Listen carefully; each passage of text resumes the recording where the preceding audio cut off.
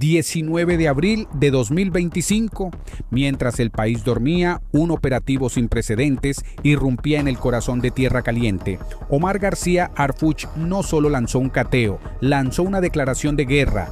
El objetivo, capturar a Johnny Hurtado Lascuaga, alias El Pez, líder brutal de la nueva familia michoacana. Lo que encontraron dentro de su mansión dejó heladas a las autoridades. Y lo que vino después cambiaría para siempre el mapa del narco en México. Esta es la historia real del día en que Harfuch le cortó las branquias al cártel más sanguinario del país. Antes de empezar, no olvides darle like al video, suscribirte al canal y activar la campanita, porque lo que vas a ver es información que no te muestran en la televisión.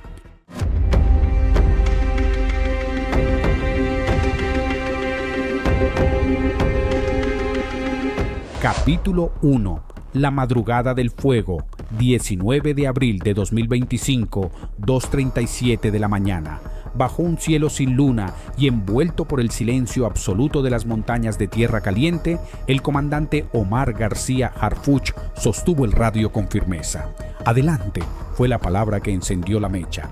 En ese instante, más de 200 elementos de fuerzas especiales, equipados con visión nocturna y entrenamiento táctico de élite, se deslizaron como sombras entre los cerros. El objetivo, una mansión escondida entre Arcelia y San Miguel Totolapán, propiedad de uno de los criminales más temidos del país, Johnny Hurtado Lascuaga, alias El Pez. No se trataba de un operativo cualquiera, era un acto quirúrgico medido al milímetro que tenía un solo fin: decapitar a la nueva familia michoacana en su propio territorio.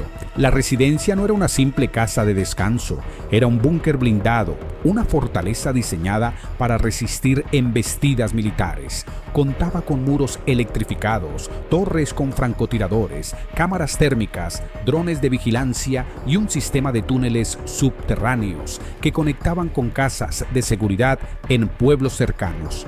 A simple vista parecía inexpugnable, pero Harfuch no venía a ver, venía a destruir. Acompañado por inteligencia de la Sedena, la Guardia Nacional y un grupo élite de la Policía Estatal, el operativo inició como un rayo cayendo en seco. Cuando Harfuch da una orden, la oscuridad se convierte en fuego. A las 2:43 de la mañana, las explosiones retumbaron en el valle. Los muros exteriores volaron por los aires con cargas de C4 colocadas en puntos clave. Los drones de vigilancia fueron inutilizados por inhibidores de frecuencia. Las alarmas internas apenas alcanzaron a sonar cuando ya una docena de comandos descendía desde helicópteros tipo Black Hawk directamente sobre el techo de la mansión. El efecto sorpresa fue total. Los guardias de seguridad del Pez, reclutados de grupos de sicarios locales, apenas tuvieron tiempo de reaccionar. Algunos intentaron disparar, otros escapar. Ninguno lo logró. El fuego cruzado duró menos de 7 minutos, pero fue suficiente para convertir la lujosa propiedad en un campo de batalla. Las habitaciones con acabados de mármol quedaron cubiertas de polvo y sangre. En los corredores interiores, los comandos descubrieron cuartos ocultos, sótanos blindados y hasta una sala de tortura con cámaras encendidas, listas para grabar el horror. Era más que un centro de operaciones, era el trono de un imperio criminal basado en el miedo, y esa noche ese trono ardía. En el cuarto principal, decorado con íconos religiosos y fotografías enmarcadas de caballos pura sangre, los agentes encontraron algo que no esperaban: una computadora portátil aún abierta con mensajes encriptados en tiempo real.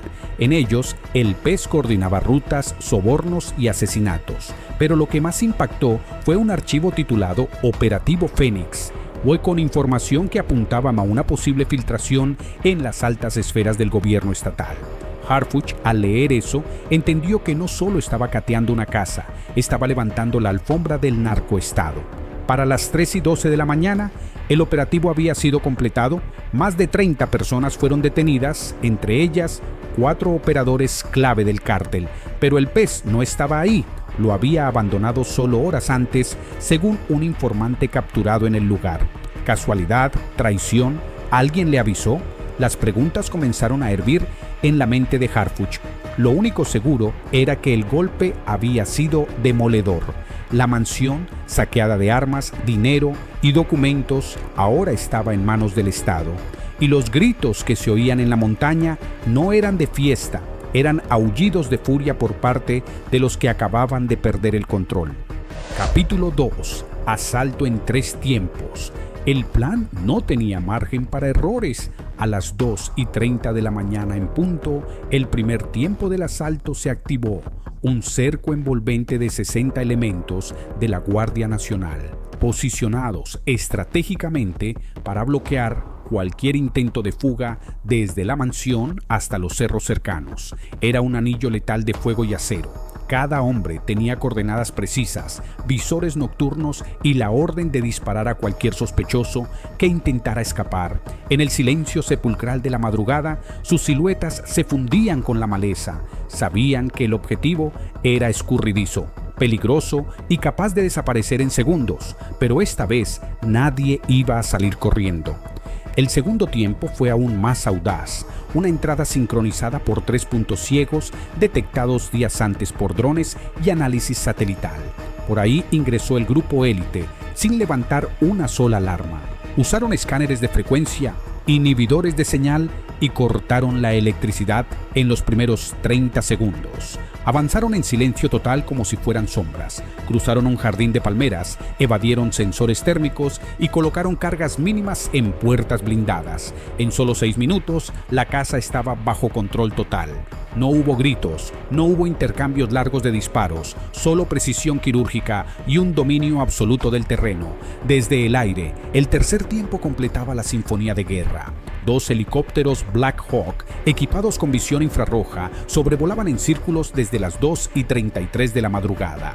A bordo, francotiradores con rifles de largo alcance vigilaban cada rincón. En la pantalla térmica, cualquier forma de calor humano aparecía como un destello blanco en la oscuridad.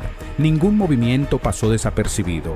Cuando uno de los sicarios intentó esconderse entre las palmas traseras, fue detectado y reducido sin siquiera recibir una orden de voz. El cielo también era suyo, todo estaba cubierto. La mansión fue sometida sin que nadie pudiera reaccionar. En el comedor, 5 hombres estaban dormidos en el suelo, aún con los rifles a medio armar. En las habitaciones se hallaron mujeres, escoltas y personal de servicio, todos inmovilizados sin violencia. Nadie escapó, nadie escondió nada. La orden era clara: capturar todo, registrar todo, sin dejar una sola sombra en los pasillos. Y lo que apareció entre esas paredes heló la sangre, incluso de los elementos más curtidos.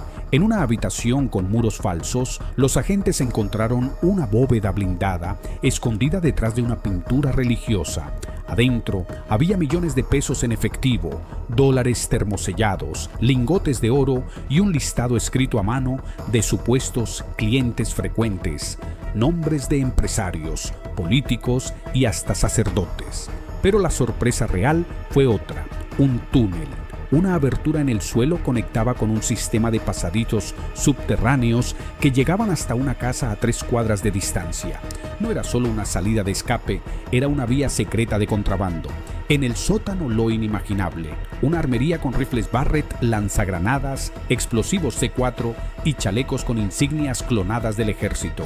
Todo en perfectas condiciones. Era un arsenal de guerra, cuidadosamente almacenado, como si esperaran una invasión. Pero había algo más: grabaciones de torturas, registros de interrogatorios, carpetas con fotografías de víctimas y videos de ejecuciones. Aquello no era una simple guarida, era un santuario del narcopoder, una especie de cuartel general donde se mezclaban dinero, muerte y misticismo.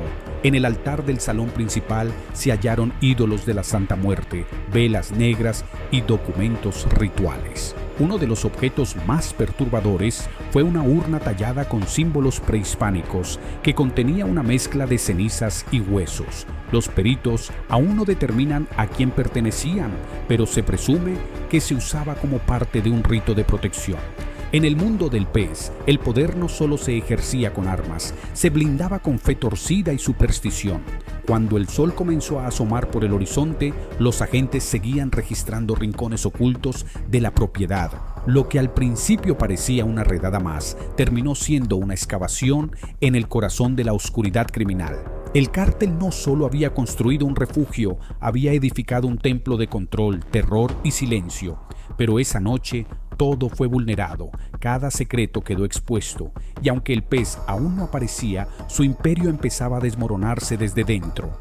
Capítulo 3. Cocaína, oro y secretos. Lo que parecía una lujosa casa de descanso escondía bajo tierra uno de los centros neurálgicos más impresionantes del narcotráfico en México. Debajo de la alberca climatizada, a través de una trampilla hidráulica que solo se activaba con huella dactilar, los agentes descubrieron una bodega subterránea de 300 metros cuadrados.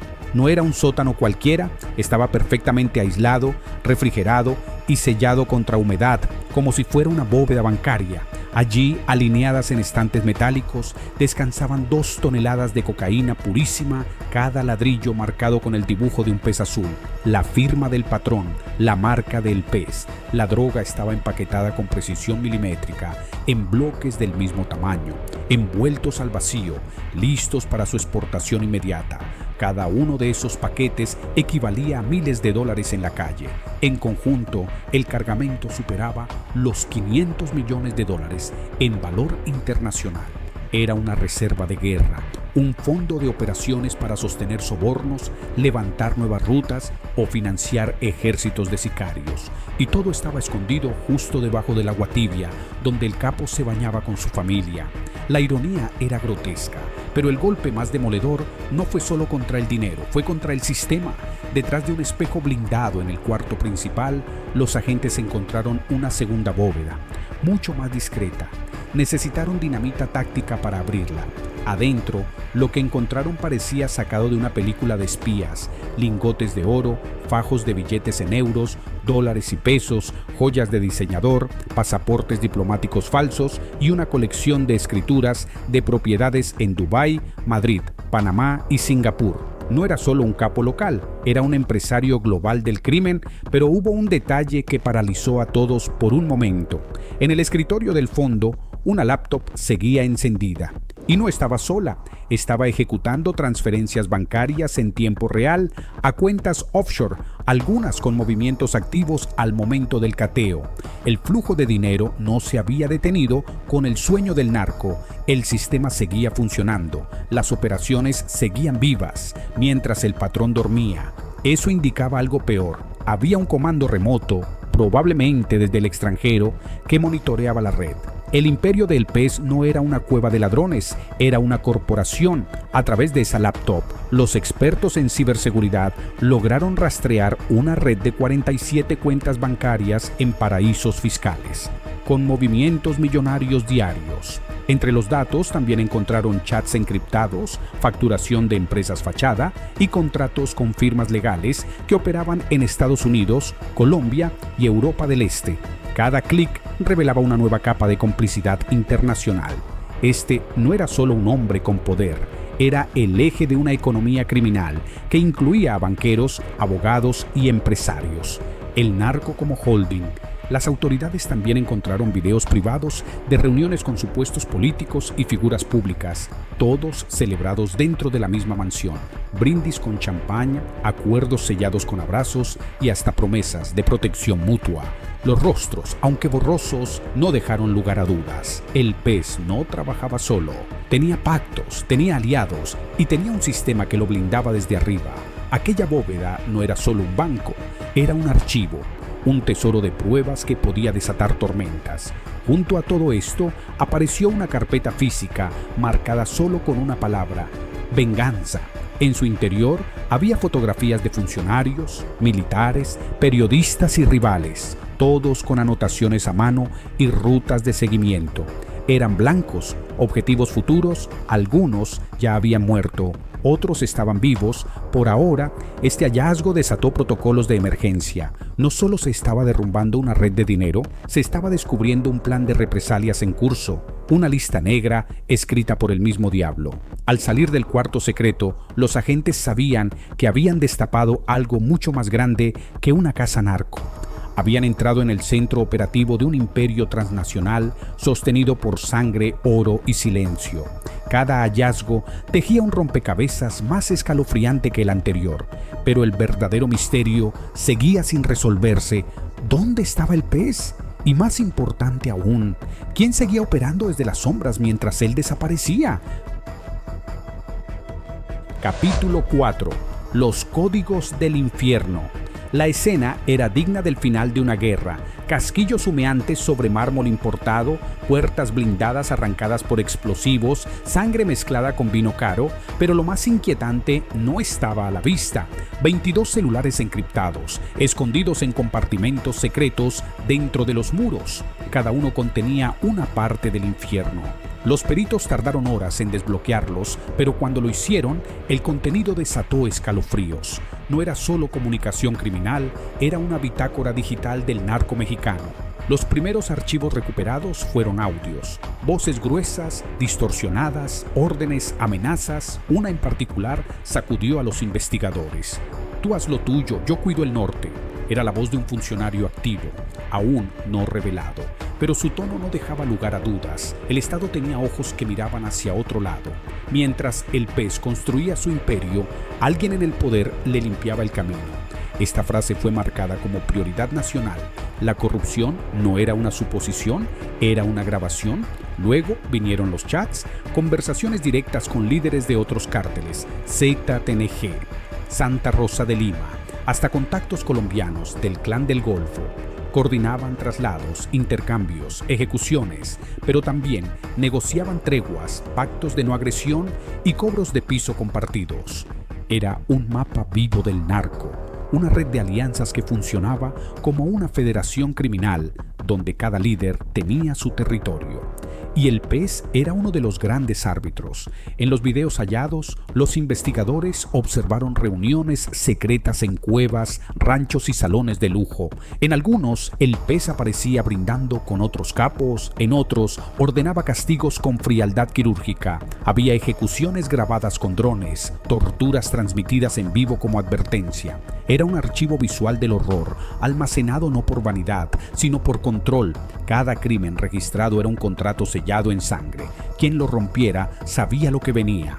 En medio de este caos digital, los agentes descubrieron una aplicación personalizada desarrollada solo para su círculo más cercano. Funcionaba como red social interna, geolocalización de sicarios, envío de órdenes cifradas, alertas en tiempo real sobre movimientos de la Marina y Guardia Nacional. El pez no confiaba en los celulares normales. Había creado su propio sistema de guerra, un software hecho a medida para el crimen organizado del siglo XXI. El arsenal encontrado en la propiedad reforzaba esa idea de guerra total. 17 armas largas, entre ellas rifles Barrett antiblindaje, 3 lanzacohetes, uno aún con carga activa, 2 vehículos blindados tipo Rhino, pintados de negro mate, listos para transporte y confrontación. Pero el detalle más espeluznante fue el sistema de túneles subterráneos. Conectaban la mansión con una finca a 3 kilómetros de distancia, equipada como una segunda base de escape. Estaban listos para huir o contraatacar. A las 3:19 de la mañana, la guardia personal del pez respondió con fuego. 3 sicarios se atrincheraron en la salida norte, pero fueron abatidos en menos de 2 minutos por el grupo élite. El resto, al ver que los drones sobrevolaban sus rutas de escape y que la mansión estaba completamente rodeada, se rindieron sin disparar otro tiro. Algunos cayeron de rodillas, otros arrojaron sus armas y gritaron por su vida. Ellos sabían algo que los demás no: la caída del pez era solo el principio de una purga. Cuando los detenidos fueron trasladados, los investigadores ya sabían que habían abierto una caja de Pandora. Lo que había en esos celulares, esas armas y esos túneles no era solo prueba de poder, era la evidencia de un estado paralelo. Uno que había crecido al amparo de la impunidad, con sus propias leyes, su propio lenguaje y su propio ejército. Y si eso era solo una mansión, ¿qué quedaba por descubrir en el resto del reino del pez? Capítulo 5. La fuga hacia Guatemala. Cuando el reloj marcaba las 2:37 de la mañana, el operativo arrancaba con precisión quirúrgica, pero había algo que ni la inteligencia previa ni los drones con visión térmica habían detectado. 30 minutos antes del asalto, una camioneta Suburban negra blindada salió por una brecha sin registrar un sendero cubierto por ramas, piedras falsas y un sistema de sensores que activaba una distracción en la zona opuesta. El pez había anticipado el golpe y ya estaba huyendo. No tomó el camino hacia la costa como preveían los analistas, ni se dirigió a los ranchos de seguridad donde solía esconderse. Su rumbo era claro y calculado: el sur, directo a la frontera con Guatemala, atravesando caminos rurales, comunidades sin presencia militar y zonas de selva espesa. En la Suburban viajaban solo 6 hombres, el pez y 5 escoltas armados hasta los dientes, elegidos por su lealtad absoluta. No era una huida desesperada, era una retirada estratégica.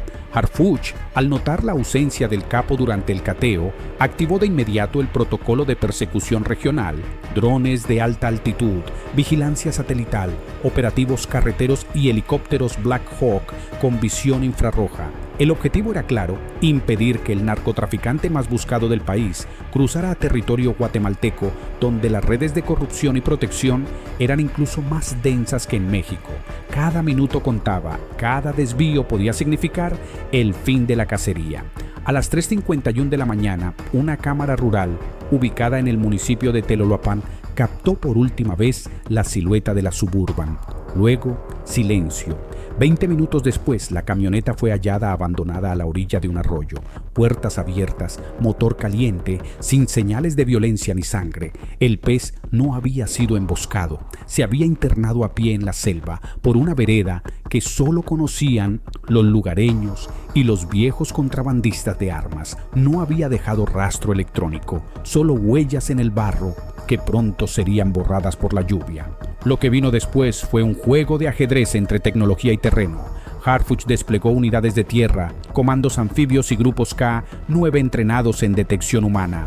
Pero la zona era hostil, dominada por jaguares, serpientes y grupos armados simpatizantes del pez. Allí no mandaba el Estado, mandaba el miedo, y el miedo respondía a un nombre: Simón el Jaguar Rentería, un viejo aliado del pez, excomandante de guerrilla, reconvertido en traficante de armas y protector de fugitivos.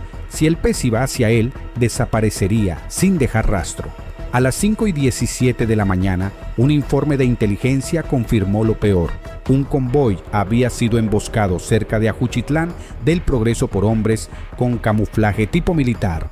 No mataron a nadie, solo le robaron el equipo de rastreo. Era una señal: el pez estaba cerca y sus hombres aún controlaban el terreno. La selva no era solo refugio, era su dominio. Cada metro cuadrado respondía a su red de protección. Cada campesino, cada pescador, cada niño en bicicleta podía ser un centinela. Para Harfuch no había tiempo que perder. Solicitó refuerzos de inteligencia militar y activó un acuerdo de cooperación express con las autoridades guatemaltecas, temiendo que el pez cruzara el río Usumacinta o el Suchiate con documentación falsa. No sería la primera vez. En 2018 ya había evadido una orden de captura, escapando por el Petén, protegido por una célula de exmilitares. Esta vez, sin embargo, Harfuch prometió: no cruzará, no en mis narices. La presión internacional comenzaba a crecer. Mientras tanto, el pez, cubierto de lodo, vestido con ropa campesina y portando una mochila con $500,000 en efectivo, avanzaba entre la niebla y el silencio de la selva, guiado por un viejo niño soldado convertido en guía. Sabía que los helicópteros lo buscaban, que los satélites lo cazaban, pero también sabía algo más: su caída sería tan costosa que muchos preferirían no atraparlo. Y si lograba cruzar la frontera, no sería el final. Sería el reinicio de su imperio desde las sombras. Capítulo 6. El aliado caído. La redada en la mansión del pez no solo destapó túneles y bóvedas, sino también secretos que estaban más arriba, mucho más arriba. Entre los 22 teléfonos encriptados encontrados, un iPhone con doble SIM y en modo avión, guardaba algo que heló la sangre de los analistas de inteligencia: grabaciones de voz entre Johnny Hurtado y un político de alto nivel. Las voces eran claras, la complicidad innegable, y el nombre que se repetía una y otra vez era uno que nadie se atrevía a pronunciar en voz alta: Arturo Gutiérrez Mireles, ex gobernador de Michoacán, ex senador, ex precandidato presidencial, figura mediática y supuesto limpiador del Estado. Su rostro había aparecido 1000 veces en medios hablando de pacificación, pero en las grabaciones decía algo muy distinto: tú mantén Guerrero bajo control, yo cuido la línea hasta el río, si pasa algo, tengo al fiscal en la bolsa. Aquella voz, pausada y segura, no parecía la de un cómplice improvisado, parecía la de un general político del narco. Harfuch no dudó, mandó a transcribir el audio, cruzó la información con 2 carpetas abiertas en la FGR y redactó un informe confidencial de 17 páginas titulado Nexos de Poder, donde se detallaban fechas, nombres, pagos y rutas coordinadas entre el exgobernador y la cúpula de la nueva familia michoacana. No era una sospecha, era una acusación frontal. El documento fue entregado en mano al secretario de Seguridad y al presidente, y venía con una advertencia: si no actuamos, esto se repite y peor. Las grabaciones iban más allá de simples pactos. Incluían audios donde Gutiérrez Mireles daba instrucciones precisas para desviar patrullajes, liberar cargamentos detenidos y, lo más grave, intervenir elecciones locales mediante amenazas. En un clip se le escucha decir: ese alcalde no se alinea, mándale una visita, que entienda quién manda. La voz del narco y la del político eran una misma sinfonía. La frontera entre la delincuencia y el poder institucional había sido dinamitada. La filtración del informe era cuestión de tiempo. En los círculos políticos de la capital, el nombre de Gutiérrez Mireles comenzó a sonar como una bomba contemporizador. Diputados aliados lo defendían, senadores callaban, y exfuncionarios que trabajaron con él se comenzaron a desaparecer de la escena pública. Pero Harfuch no reculó. Dijo a su equipo: no vinimos a hacer simulacros, vamos hasta donde tope. La consigna estaba clara. La cacería no era solo contra el narco, era contra el sistema que lo alimentaba.